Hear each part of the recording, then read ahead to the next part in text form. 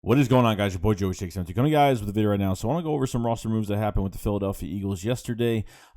Just want to go over a few things here. Now, the Eagles elevated tackle Waive Clark to the active roster and signed him on a 2-year extension through 2022. So they added another year to his contract. And they did waive cornerback McCain, which he was a backup corner that really didn't get enough playing time. Maybe when we had injuries, or maybe just going in there. He's probably had a few snaps this year, but the guy's been cut probably 3 times as it is. Waive Clark is interesting. They signed him for another year. Now, Waive Clark, before we signed him in free agency this year, he was on the Colts for 5 years.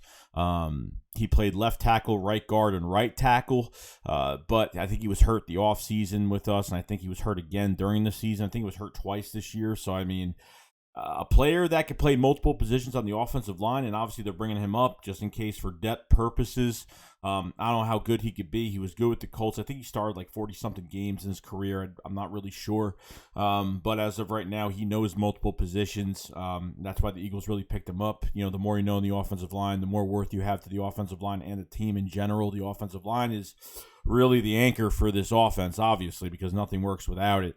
Between the run game and getting all the running backs, back with Miles Sanders and Jordan Howard, and obviously, Jalen Hurts will be the starting quarterback when he gets back, and you have some big games coming up. The rest of them are division games with Washington, the Giants, and you have the Cowboys. So two with Washington, so you have 4 games left. But Waive Clark, I mean, it's nothing crazy, obviously. I mean, he's just been hurt nonstop. Reminds me of another Brandon Brooks that's on this team right now. Hasn't really had a shot, but they signed him for another year as a depth purpose type player, which we need badly. I don't know what position he plays better at, left tackle, right guard, or right tackle. I really don't know. I think he played most of his snaps were at left tackle, but I mean, we'll see. I didn't know if Andre Dillard was going to beat him out of a job this past offseason, but obviously Waive Clark, I think he ended up getting hurt like twice this year.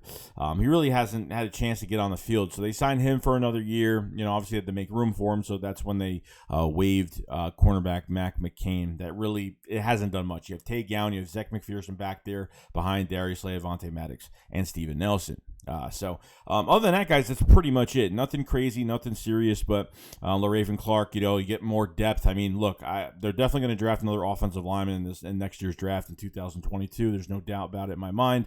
So definitely check that out when you get the chance. And we're going to be all set and ready to do this. So more depth on the offensive line is not a bad thing, and moving him up to the active roster is not a bad thing at all. You need as much depth as possible because things do happen. But coming off this bye, everybody should be healthy, ready to go. And we're ready to hopefully run a table. So, and that's pretty much it. So, I'll see you guys later. Shakes, what up? Follows Fly. Peace out, guys. Peace.